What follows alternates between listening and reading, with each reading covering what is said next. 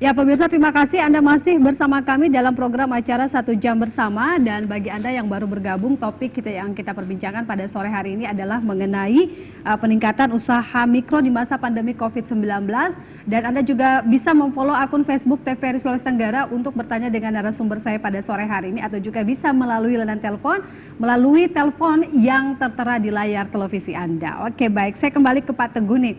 Pak Teguh, walaupun ini menjadi kewenangan dari 3 lembaga non perbankan tadi, nah kalau misalkan nih ada kredit macet yang presentasinya di atas dari 50%, nah apa yang dilakukan oleh KPPN, Pak? Ya, KPPN hanya menyampaikan laporan ketika ditemukan kredit macet. Kita menyampaikan laporan ke kantor pusat, dalam hal ini PIP. Nanti PIP akan mengevaluasi bagaimana, karena ini kan uang APBN. Iya. APBN apakah bisa diteruskan atau tidak.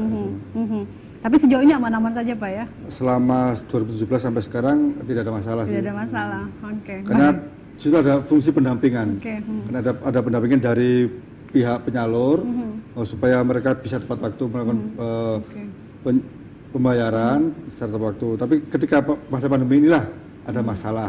Oke, baik. Oke, baik, saya ke Mas Ibrahim. Nah, Mas, ini model pendampingannya kayak gimana nih? Saya tertarik tadi kan satu kelompok misalkan katakan 8 orang. Nah, di situ kan mereka sistem gotong royong ya, tolong menolong. Nah, ini mekanismenya kayak gimana nih? Oke.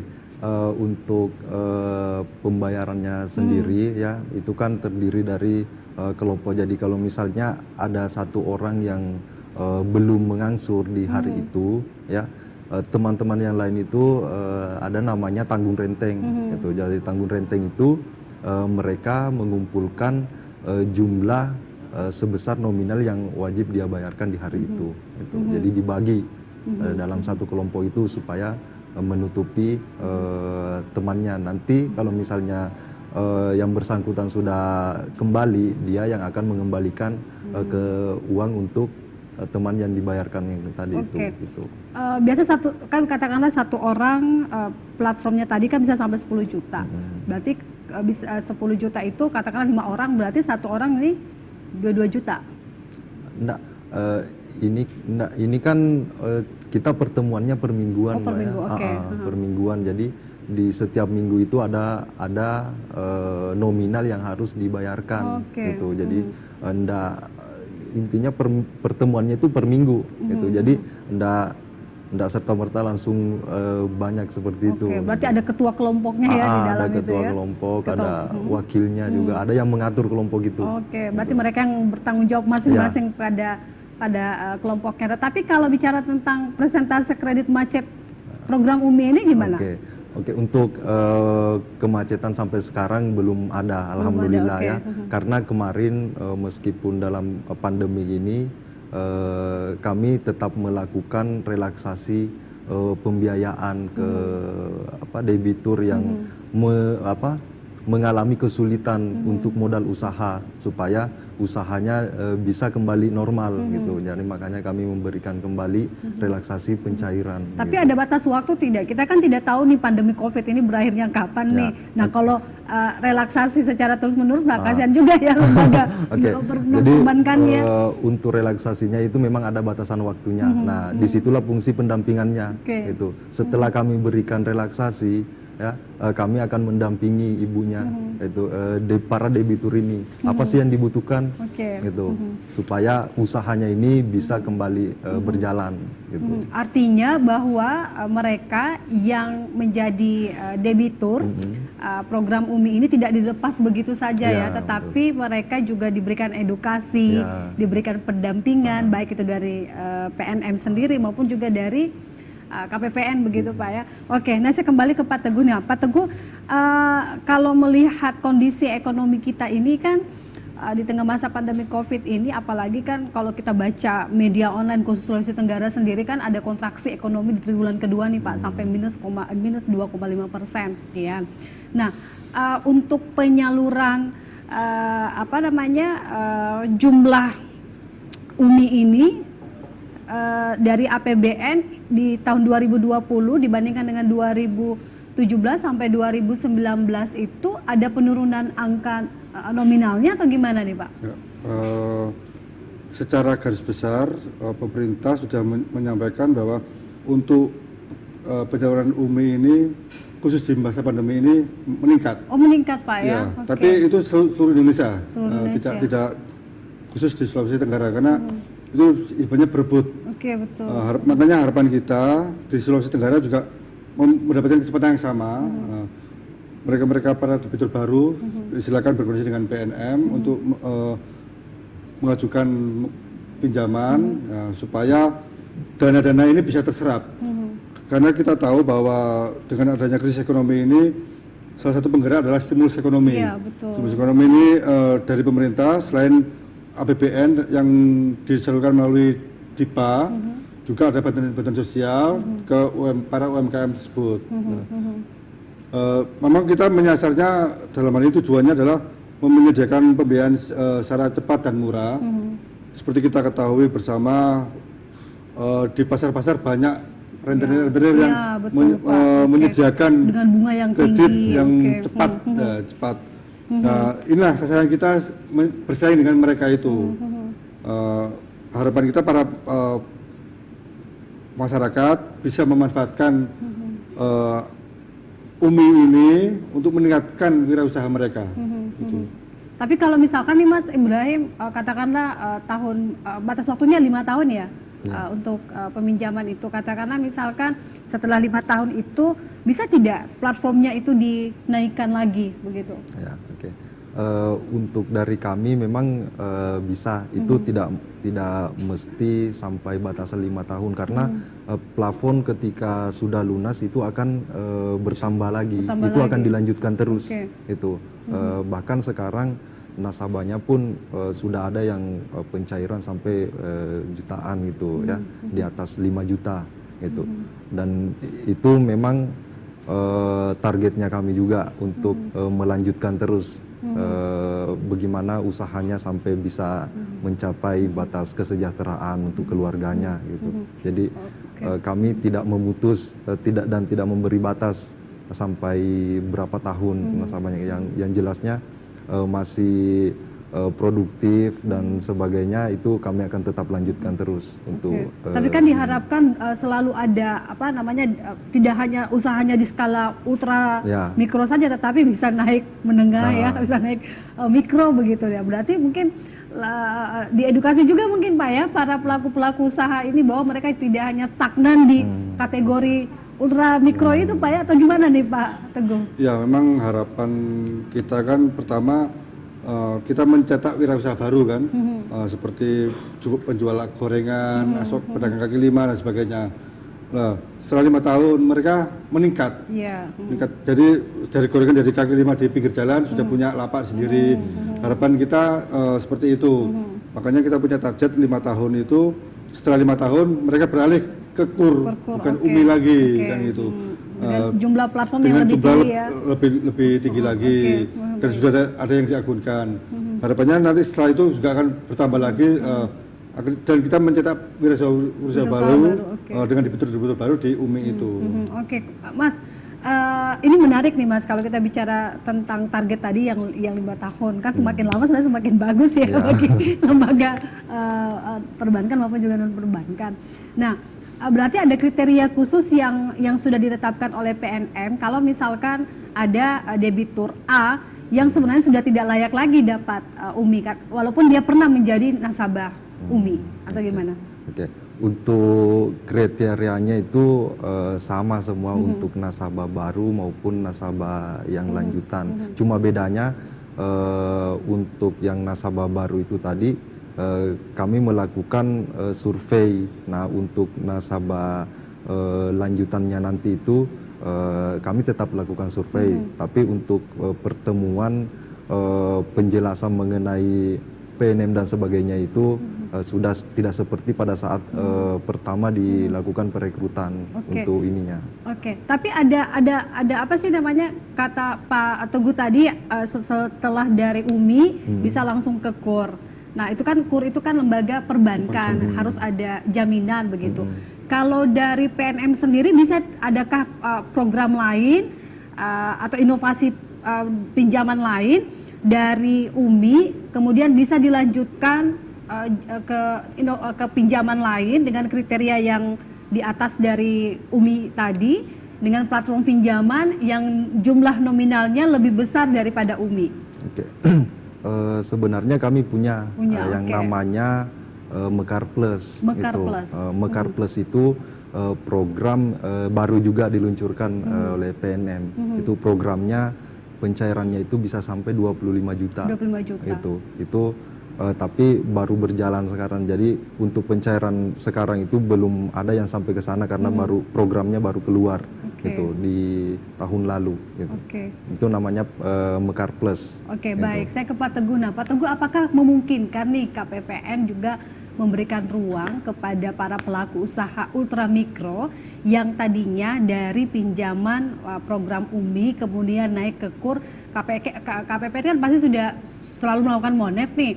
Apakah mungkin bisa memberikan rekomendasi kepada pihak perbankan bahwa mereka yang pelaku-pelaku ultramikro itu layak untuk mendapatkan KUR begitu, Pak? Atau tidak punya kewenangan sama sekali nih?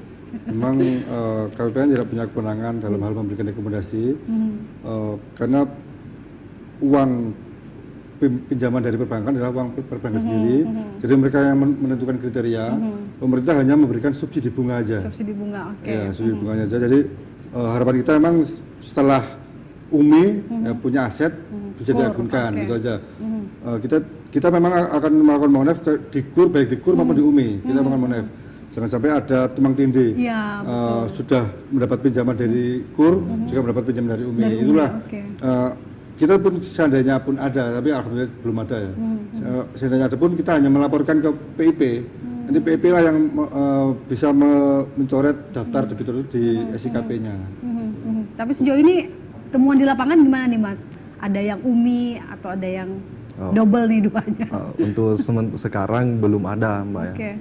Karena tidak ada lah. Tidak ada lah. Jangan sampai ada ya. Bukan belum ada ya. Terus gimana nih, Mas? Sampai sekarang belum ada, aman-aman saja. Ya mudah-mudahan tidak ada. Tapi kalau dilihat dari jumlah platform pinjaman, rata-rata mereka yang meminjam ini sampai berapa? Sampai jumlah nominalnya berapa? Untuk pencairannya. Iya. Sekarang itu tadi yang saya bilang ya, untuk program Mekar Plus itu sekarang sudah ada yang sampai 9 juta. 9 juta. Oke. Kalau yang UMI sendiri kan ada batas platform pinjaman nih.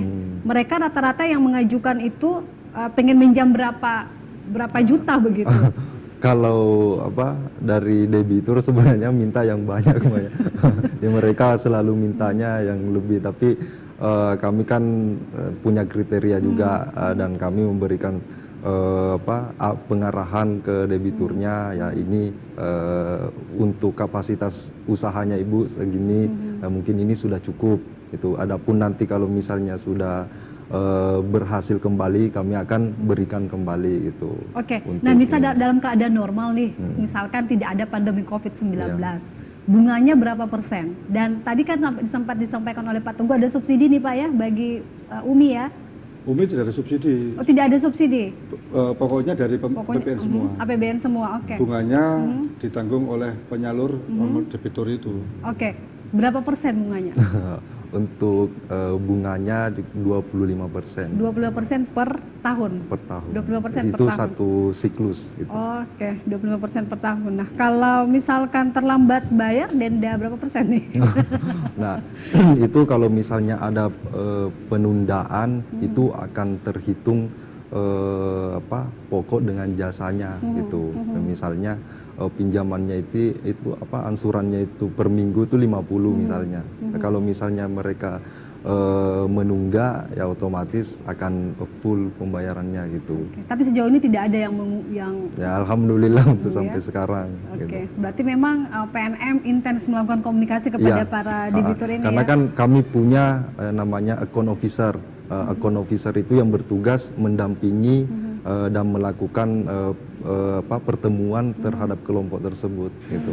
Account officer itu yang petugas lapangnya, itu yang bertugas mendampingi dimulai dari tahap sosialisasi sampai proses pencairan dan pertemuan. Mereka lah yang mengelola kelompok itu.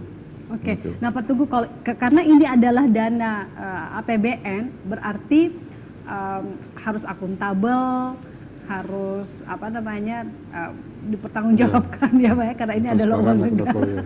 Nah gimana tuh Pak sejauh ini? Ya makanya itu kita selalu menyampaikan kepada para penyalur, kita selalu melakukan MONEF. MONEF itu akan kita laporkan apa adanya ke kantor pusat.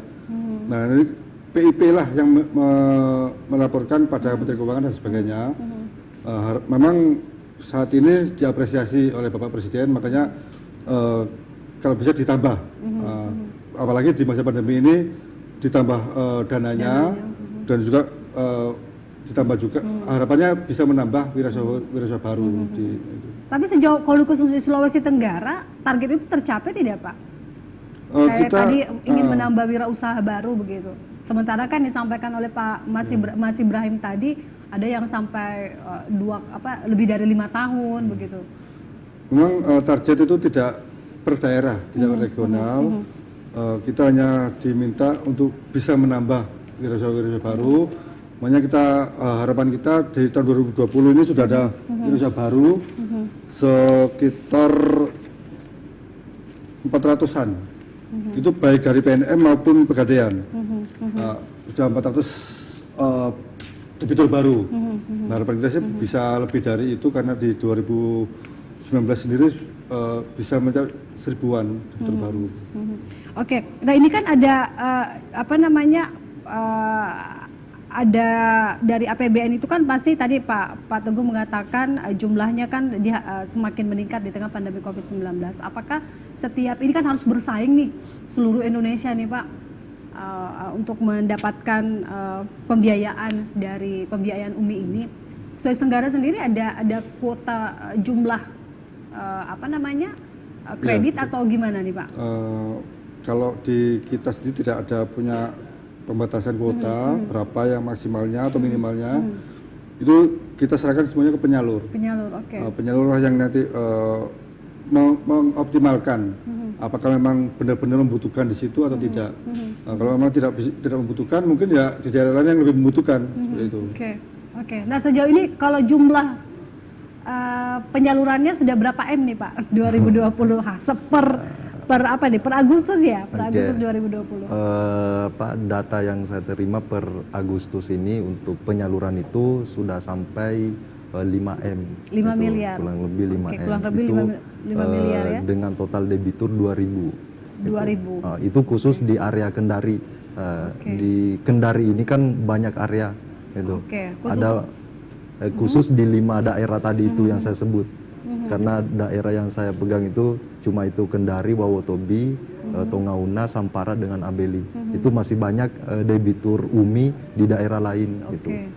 2.000 lumayan banyak loh Pak ya. Itu mungkin tambahan dengan KPPN Raha, Kolaka dan sebagainya. Bukan di wilayah KPPN Kendari aja. Tapi setiap KPPN tidak ada jatah begitu Pak. Misalkan KPPN Kendari sekian triliun, KPPN Bau-Bau sekian triliun. Ya, karena kita para KPPN hanya mempunyai tugas MONEF, tidak mendapatkan target berapa debiturnya. Tapi kita selalu wajib melakukan MONEF terhadap debitur-debitur tersebut.